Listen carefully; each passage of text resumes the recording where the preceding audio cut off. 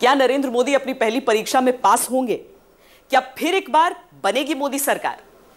एक तस्वीर वो जो राजनीतिक हौसलों की वजह से उभर रही है, एक तस्वीर वो जो एग्जिट पोल्स में आ रहे हैं सामने। इन दोनों तस्वीरों के बीच एक ऐसी सच्चाई छुपी है जो हमारे सामने आएगी 19 तारीख को, जब हरियाणा और महाराष्ट्र में मतगणना होगी।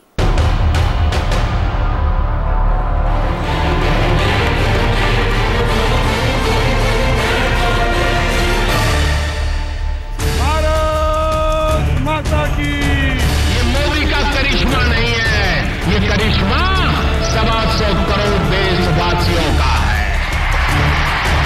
आप अपनी ताकत को पहचानिए, बदलाव का संकल्प कीजिए। हमारा देश आधुनिक क्यों नहीं बन सकता? हमारे देश के जीवन में बदलाव क्यों नहीं आता? नरेंद्र मोदी जी आगे बढ़ो।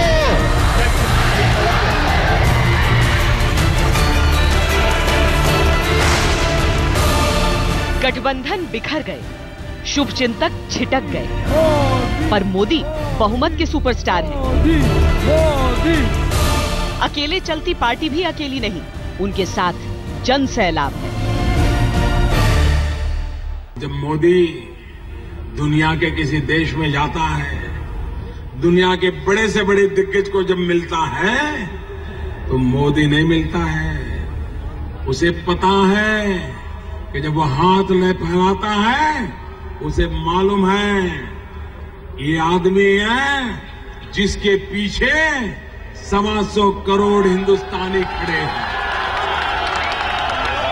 माननीय मोदी जी मंचावर आले आहेत, जोरदार नारा लावा, मोदी मोदी।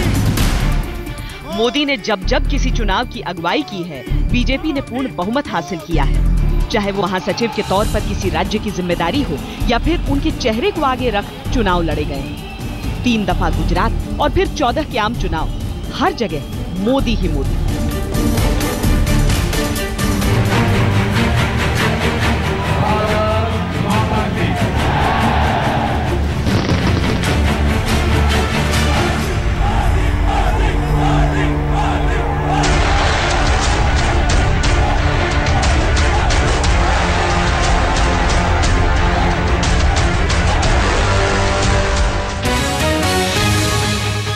इस दफा एग्जिट पोल के जो नतीजे आए हैं वो मिले जुले संकेत दे रहे हैं, लेकिन हर नतीजे में इतना साफ है कि बीजेपी को पूर्ण बहुमत मिले न मिले, वो सिंगल लार्जेस्ट पार्टी जरूर बनेगी। हम लोग अपनी सरकार बना सकेंगे, ऐसा मेरा विश्वास है। और महाराष्ट्र ने अभी तक अलायंस पॉलिटिक्स का अनुभव लिया है। अब दिल्ली में भी वन पार्टी की सरकार है जो प्रभावी काम कर रही है। महाराष्ट्र में ऐसी एक पार्टी की सरकार आएगी तो वो प्रभावी रूप से काम करेगी। देश की में एक नया ट्रेंड आया है, राज्यों में जनता निर्णायक मतदान करती है, डिसाइसिव मैंडेट देती है, और महाराष्ट्र में भी जनता डिसाइसिव मैंडेट देगी। अपने बलबूते पर हम सरकार कायम करेंगे। महाराष्ट्र और हरियाणा के संभावित नतीजे अगर वास्तविक नतीजों में तब्दील हुए तो ये सिर्फ और सिर्फ नरेंद्र मोदी का असर होगा, क्योंकि महाराष्ट्र में मात्र 9 दिनों में उन्होंने 27 ठसाठस रैलियां की और हरियाणा में 2 हफ्तों में 12। न मुख्यमंत्री के तौर पर किसी का चेहरा था, न उनके सिवा कोई स्टार कैंपेनर। कि महाराष्ट्र में प्रोजेक्ट करने के लिए उनके पास नेता ही नहीं है जिनका चेहरा होर्डिंग पे लगा है, जिससे लोग वोट करें। लोकसभा के लिए भी नरेंद्र मोदी, अभी क्या वो महाराष्ट्र के चीफ मिनिस्टर बनेंगे नरेंद्र मोदी? कहीं पगड़ी पहनकर, कहीं साफा बांधकर मोदी रंग में ढलते हैं, रंग में ढालते भी। 2 ऐसे राज्यों की लड़ाई जहां 10 साल से बीजेपी सत्ता से दूर रही, 2 ऐसे राज्यों की लड़ाई जहां पार्टी का कोई भी चेहरा लोकप्रिय नहीं, वहां मोदी की गर्जना ने बीजेपी को आवाज दी। आपको परिवारशाही से मुक्ति चाहिए कि नहीं चाहिए? ये परिवारवाद से मुक्ति चाहिए कि नहीं चाहिए? हरियाणा को परिवारशाही से मुक्ति दिलानी है कि नहीं दिलानी? हिंदुस्तान में चुनाव के नियम बदल चुके हैं, प्रचार का स्वरूप बदल चुका है, मुद्दा एक नाम के इर्द गिर्द सिमट गया है। सवाल भी मोदी है, जवाब भी मोदी। वोट या तो उनके पक्ष में पड़ता है या विरोध में। हाँ, मोदी के पास रणनीतिकार के रूप में पार्टी अध्यक्ष अमित शाह हैं, लेकिन मोदी तो खुद में ही रणनीति का दूसरा नाम है। आप मुझे बताइए, ये 15 साल आपने एनसीपी की घड़ी चलाने की बहुत कोशिश की कि नहीं की? एनसीपी का जब जन्म हुआ उस दिन घड़ी की सुई वहीं थी, उससे आगे जरा भी गई है क्या? वहीं पर है कि नहीं है? आप निकाल दीजिए उस समय की फोटो। जिस दिन एनसीपी का जन्म हुआ उस दिन का घड़ी का फोटो निकाल दीजिए, आज का निकाल दीजिए, उनकी सुई वहीं की वहीं अटकी हुई है। अरे जो पार्टी खुद की घड़ी की सुई नहीं चला पाती, वो महाराष्ट्र के भाग्य की दिशा कहां बदल पाएगी? विधानसभा चुनाव के दौरान मोदी की धुआंधार रैलियों पर विरोधियों ने सवाल भी उठाए कि पीएम होने के बावजूद वो देश का कामकाज छोड़कर आखिर प्रचार में क्यों लगे हैं। लेकिन मोदी ने हुदहुद तूफान से लेकर सीमा के तनाव तक का पूरा ध्यान रखा। आरोपों के तीर कामकाज की ढाल के सामने बिखरते रहे। खास महाराष्ट्र के चुनाव बेहद अहम रहे। जो मुकाबला दो गठबंधन के बीच जंग के तौर पर देखा जा रहा था, वो 5 पार्टियों की लड़ाई में तब्दील हो गया। BJP, Shiv Sena, MNS, Congress, NCP Maharashtra की 288 सीटों पर अलग अलग चुनाव लड़ती नजर आई। मुद्दे बंटे, वोटर पसोपेश में फंसे, वोट बैंक की चीर-फाड़ हो गई। चुनाव के ऐलान से पहले ही तय था कि महाराष्ट्र में जीत बीजेपी शिवसेना गठबंधन की होगी। विश्लेषकों की मुसीबत तब हुई जब 25 साल का यह गठजोड़ टूट गया। एक तरफ नरेंद्र मोदी का अमेरिका दौरा चल रहा था, दूसरी तरफ महाराष्ट्र में गठबंधन बचाने की जद्दोजहद। पर न तो ये पुरानी वाली बीजेपी थी, न वो पुराने वाली शिवसेना। ये अलायंस रहना चाहिए, इसलिए 20-22 दिन तक चर्चा की, पर उसमें हम लोगों को अपयश आया। हम लोग उसमें सक्सेस नहीं रह सकते। किसी ने उंगली उद्धव की ओर उठाई, किसी ने बीजेपी के अहंकार को वजह बताया, लेकिन मोदी खामोश रहे। हर विधानसभा चुनाव में बीजेपी का जीत प्रतिशत सेना से बेहतर रहा था और अब तो लोकसभा चुनाव का मैंडेट भी उनके पास था। लेकिन 100 से अधिक सीटें ऐसी थी जिन पर कभी बीजेपी ने चुनाव लड़ा ही नहीं था। यानी जमीनी तौर पर न कार्यकर्ता थे न चेहरे। राज्य के स्तर पे जितने उनके पास नेता है, एक भी काबिल नेता नहीं है जिसका होर्डिंग पे फोटो लगे या जो इश्तिहार दे रहे हैं आज न्यूज़पेपर में और हर जगह पे, जिसमें सिर्फ नरेंद्र मोदी दिखा रहे, लोकसभा के लिए भी नरेंद्र मोदी। ऐसा कौन सा नेता है इनके पास अभी जिनके बलबूते ये बोल रहे हैं कि महाराष्ट्र हमारे हाथ में? 2 हफ्ते के भीतर एक ऐसी स्ट्रैटेजी तैयार करनी थी जिससे समूचा महाराष्ट्र कवर हो जाए। दूसरे राज्यों से प्रचार स्पेशलिस्ट लाए गए, इलाकों को छोटे छोटे हिस्सों में बांटकर जिम्मेदारियां बांटी गई। बीजेपी ने महाराष्ट्र विजय के लिए सारे दांव झोंक दिए। पार्टी का हर मुख्यमंत्री महाराष्ट्र प्रचार करने पहुंचा। बीजेपी ने राज्य में छोटी बड़ी कुल 700 रैलियां आयोजित की। आखिरी दौर में मोदी या अमित शाह में से कोई न कोई एक महाराष्ट्र में जरूर रहा। ग्रामीण इलाकों में नरेंद्र मोदी के भाषण को पहुंचाने के लिए 86 जीपीएस युक्त डिजिटल वैन की मदद ली गई। बड़े स्क्रीन के जरिए हर रोज 10 गांव में मोदी का संदेश प्रसारित किया गया। एक एक सीट पर नजर रखते हुए बीजेपी को एहसास था कि मुंबई की 36 सीटें उसके लिए बेहद अहम होंगी। हालांकि पिछले विधानसभा चुनावों में बीजेपी ने यहां 5 और सेना ने 4 सीटें ही जीती थी। उस पर मायानगरी पर हर एक पार्टी का जोर रहता है। मोदी पर आरोप यहां तक लगा दिए गए कि वो तो मुंबई को महाराष्ट्र से अलग करना चाहते हैं। वो बोल रहे हैं कि विदर्भ उनको अलग करना है। बिल्कुल नहीं करने देंगे। क्यों करना है? इसके लिए सेंटर मिला क्या आपको हाथ में, सब तोड़ने के लिए? अब मुंबई को अलग कर दिया जाएगा, मुंबई को ले जाएगा, ये झूठ बोलने वालों को मैं कहना चाहता हूं, मुंबई के बिना महाराष्ट्र अधूरा है। ताजा ताजा राज्य में बिना उंगली पकड़कर चलने की शुरुआत और उसमें भी मैराथन रेस में फर्स्ट आने की चुनौती। बाला साहब की खातिर शिवसेना के खिलाफ कुछ कहने से तो इनकार कर दिया, लेकिन बाकी पार्टियों पर ऐसी कोई कृपा नहीं थी। ये एनसीपी है ना, एनसीपी, उसका पूरा नाम मालूम है? ये नेचुरली करप्ट पार्टी है, नेचुरली करप्ट पार्टी। आलोचक चर्चा करते रहे कि चुनाव पूर्व गठबंधन तोड़ना चुनाव के बाद एक नए समीकरण का संकेत है। लेकिन इन सारी बातों को मानो अनसुना करते हुए मोदी पूर्ण बहुमत की लड़ाई में ही जुटे रहे। महाराष्ट्र विजय का महत्व देखा, हरियाणा विजय के संकेत देखेंगे। आम चुनाव चल रहे थे तो कहा गया ये मोदी लहर की परीक्षा है। मोदी ने चुनाव जीता और वो भी ऐतिहासिक तरीके से। फिर कहा गया कि ये तो तुक्का था क्योंकि लोगों को सपने बेचकर वो चुनाव जीत कर आए, अब लोगों का मोह भंग हो गया है। लिहाजा महाराष्ट्र और हरियाणा में जब विधानसभा चुनाव हुए तो कहा गया कि ये मोदी की परीक्षा है, इसमें उनका परिणाम कैसा आता है वो देखने वाली बात होगी। मोदी तैयार थे क्योंकि मुश्किलों में वो हमेशा निखरे हैं। बम बम बम बम लहरी, बम बम बम बम लहरी, अरे बम बम बम बम लहरी, बम बम बम बम लहरी। मोदी जी के आते ही, मोदी जी के आते ही जनता खुशी से नाच उठी। बम बम बम बम लहरी, बम बम बम बम लहरी। मोदी जी के आते ही, मोदी जी के आते ही जनता खुशी से नाच उठी। हरियाणा में बीजेपी का काडर बहुत मजबूत कभी नहीं रहा, लेकिन आम चुनावों में जिन 8 सीटों पर उसने चुनाव लड़ा उनमें 7 पर जीत हासिल की।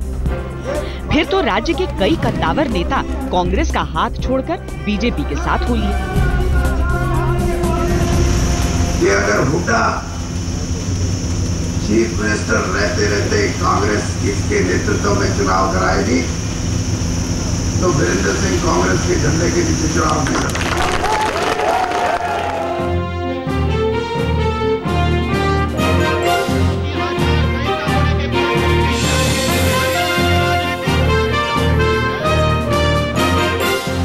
इन नेताओं के साथ आने से बीजेपी को मजबूती मिलती या बीजेपी में शामिल होने से इनकी ताकत बढ़ती, ये तो जग जाहिर है। लेकिन कांग्रेस मुक्त भारत का नारा लगाते मोदी के लिए हरियाणा की अहमियत साफ थी।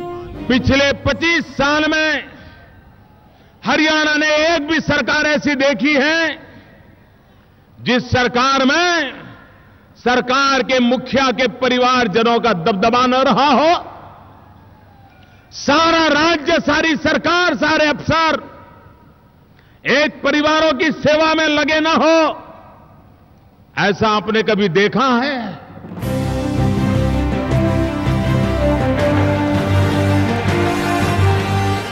हरियाणा में शासन तो 10 साल से भूपेंद्र सिंह हुड्डा ने किया। अच्छा या बुरा, हरियाणा के हालात को चुनाव का मुद्दा होना चाहिए था, पर मुख्यमंत्री भी 1 दशक का लेखा जोखा देने की जगह मोदी के 100 दिन का जवाब मांगते रह गए। जो बीजेपी का नेता है वो शीर्ष नेता से लेकर छोटे तक यूं क्या करते, भाई अच्छे दिन आने वाले हैं, अच्छे दिन आने वाले हैं, अच्छे दिन आने वाले, पर तिथि कभी नहीं बताएंगे कब आएंगे भाई सारे अच्छे। और जब राज बन गया तो क्या क्या लगे, भाषण देने लगे, कड़वी घूंट पीनी पड़ेगी। पिला लो भाई कड़वी घूंट, किसान को तो पिलाई दी, गरीब आदमी को पिला दी।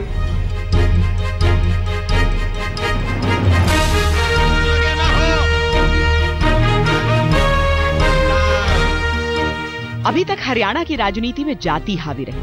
हरियाणा पर शासन के लिए उपनाम जरूरी रहे। मोदी को मालूम था कि विरोधी पार्टियों से बड़े दुश्मन ये हैं, सो वो रैलियों में इनका ही जिक्र छेड़ते, इनसे ही लड़ाई लड़ते। चुनाव से ऐन पहले राज्य सरकार ने डीएलएफ वाड्रा के विवादित डील को सील करके भ्रष्टाचार के मुद्दे को भी ताजा कर दिया था। बीजेपी ने इस ताजा मुद्दे को बार बार परोसा। चुनाव की आचार संहिता होने के बावजूद भी एक फैसला किया। क्या फैसला किया? दामाद को जमीन देने के काम को फाइनल कर दिया। उनको मालूम है चुनाव नतीजे के बाद दामाद को कुछ मिलने की संभावना नहीं है, इसलिए अभी कर्ज चुका दो चुनाव के बीचों बीच। और मुझे लगता है ऊपर से डंडा चला है, ऊपर से, कि जाते जाते काम करके जाओ, जा रहे हो हमारा क्या, और इसलिए उनको ये करना पड़ा है। हरियाणा में इस दफा ऐतिहासिक 76% मतदान हुआ। जहां तक भ्रष्टाचार का सवाल है, जनता के पास विकल्पों की कमी रही। शायद यहां भी राजनीतिक स्वच्छता के एक सपने की ही सुगबुगाहट रही। याद नहीं आता कि विधानसभा चुनावों के लिए किसी प्रधानमंत्री ने इतना ताबड़तोड़ प्रचार किया। यह भी याद नहीं आता कि चंद महीनों के कार्यकाल में ही विधानसभा चुनावों के नतीजों के आधार पर किसी प्रधानमंत्री को परखा जाए, लेकिन ये नरेंद्र मोदी है। ये कुछ नियम खुद बदलते हैं तो चंद नियम इनके लिए बदल दिए जाते हैं।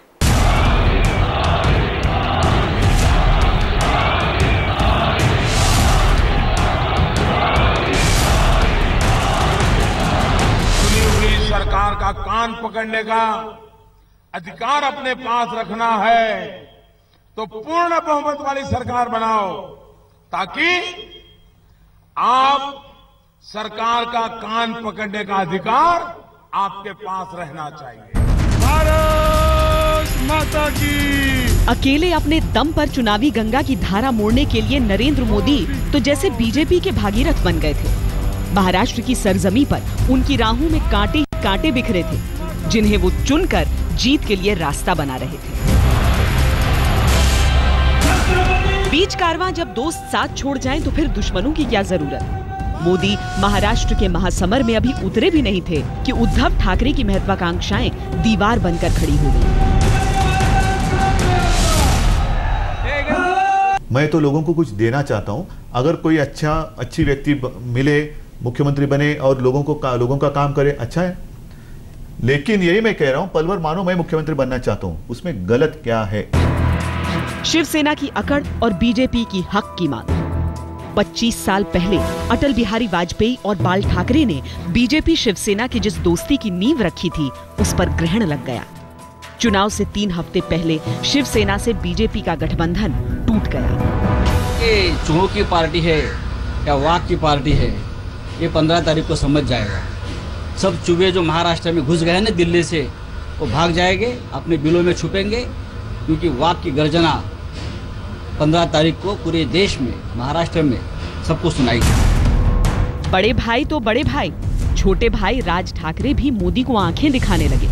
वही राज ठाकरे जिन्होंने लोकसभा चुनावों में बीजेपी को अपना समर्थन दिया था। राज बदले हालात में सियासत की फैमिली प्लानिंग के जुगाड़ में जुट गए। बीजेपी से रिश्ता टूटा तो शिवसेना ने सारी हदें लांघ दी। बीजेपी को पितृपक्ष का कौवा कहा। पार्टी अध्यक्ष अमित शाह की तुलना आदिल शाह से की तो नरेंद्र मोदी में उद्धव को अफजल खान दिखाई पड़ा। नरेंद्र मोदी ने पूरी ताकत चुनाव प्रचार में झोंक दी, लेकिन शिवसेना और बाला साहब ठाकरे के खिलाफ एक भी शब्द नहीं बोला। मैं बाला साहब के प्रति अपनी श्रद्धा और आदर को व्यक्त करने के लिए शिवसेना के खिलाफ एक शब्द भी नहीं बोलूंगा। जबकि शिवसेना ने सारी हदें पार कर दी, मोदी के पिता तक को घसीट लिया। पार्टी के मुखपत्र सामना के संपादकीय की जरा ये पंक्तियां देखिए। शिवसेना ने बीजेपी स्टाइल में ही लोकसभा चुनावों से पहले दांव मारा होता तो मोदी के बाप दामोदर दास भी बीजेपी को पूर्ण बहुमत नहीं दिला पाते। चुनाव प्रचार थमते थमते तो उद्धव की महत्वाकांक्षा और हताशा में शायद जंग हो गई। मुख्यमंत्री बनने की उनकी लालसा को जो पंख लगे थे, उन्हें मोदी फैक्टर ने शायद चिपका दिया था। खींच ही बढ़ी थी, तभी तो उद्धव के बयान गिरकर टी स्टॉल तक पहुंच गए। आम आदमी जो सबसे ताकतवर होता है, और उन्होंने ही जब नरेंद्र भाई स्वयं चुनाव लड़ रहे थे तो उन्होंने कहा, अपनी पहचान उन्होंने कहा कि मैं एक चाय वाला हूँ। तो एक ऐसी सामान्य व्यक्ति भी आज प्रधानमंत्री बन सकती है, बना सकते हैं लोग। तो यही अपने सामान्य आदमी की ताकत है। महाराष्ट्र में शिवसेना से दोस्ती टूटी तो हरियाणा में पुरानी दोस्त हरियाणा जनहित कांग्रेस से भी बीजेपी का रिश्ता टूट गया। पार्टी के अध्यक्ष कुलदीप बिश्नोई की भी महत्वाकांक्षा जाग गई। मुख्यमंत्री की कुर्सी सपने में दिखाई देने लगी तो बीजेपी से 50-50 करने लगे। कि आज बदलाव का माहौल है और जनता को एक स्वच्छ और ईमानदार सरकार बनानी चाहिए। महाराष्ट्र हो या हरियाणा, बीजेपी दोनों जगह वो पहले वाली बीजेपी नहीं थी। न तो रीढ़ झुकाकर समझौते करने वाला नेतृत्व ही था। जिस बिसात पर महत्वाकांक्षाओं की गोट बिछी हो, शातिर चालें चली जा रही हो, उस बिसात पर दोस्ती भला कैसे कायम रह सकती है। दोस्ती महाराष्ट्र में टूटी तो हरियाणा में भी टूट गई। सरकार के मुखियाओं ने सिर्फ अपने परिवार के लिए दुकानें चलाई हैं, और जब तक ये दुकानें बंद नहीं करोगे, हरियाणा की शान शौकत बढ़ने वाली नहीं है। नरेंद्र मोदी के सामने चुनौती बड़ी थी। हरियाणा हो या महाराष्ट्र, दुश्मन तो पहले से ही कुछ कम नहीं थे। बची खुची कसर पुराने दोस्तों ने पूरी कर दी। नरेंद्र मोदी अभिमन्यु की तरह चक्रव्यूह में फंस गए थे। फर्क बस इतना था कि मोदी चक्रव्यूह का 7वां द्वार भी तोड़ना जानते थे। चर्चा इस बात की थी कि क्या चुनाव से पहले टूटे गठबंधन चुनाव के बाद दोबारा जुड़ जाएंगे या फिर चुनाव के बाद कोई नए समीकरण देखने को मिलेंगे। खैर, वक्त की बात है। शिवसेना ने तो कोई कसर नहीं छोड़ी। हाँ, मोदी ने खुद पर संयम रखा और चुनावी राजनीति से परे कामकाज पर ध्यान रखा। जनता देखती रही। एन चुनावों से पहले ये खबर आई कि थोक महंगाई दर 5 साल के सबसे निचले स्तर पर पहुंच गई। ये 3.74 से गिरकर 2.38% पर आ गई और उपभोक्ता महंगाई दर पिछले साल के 9.84 से घटकर 6.46 पर आ गई। भारत माता के प्रचार के समानांतर ये उपलब्धियां चलती रही। मोदी रैलियों में गरजते रहे।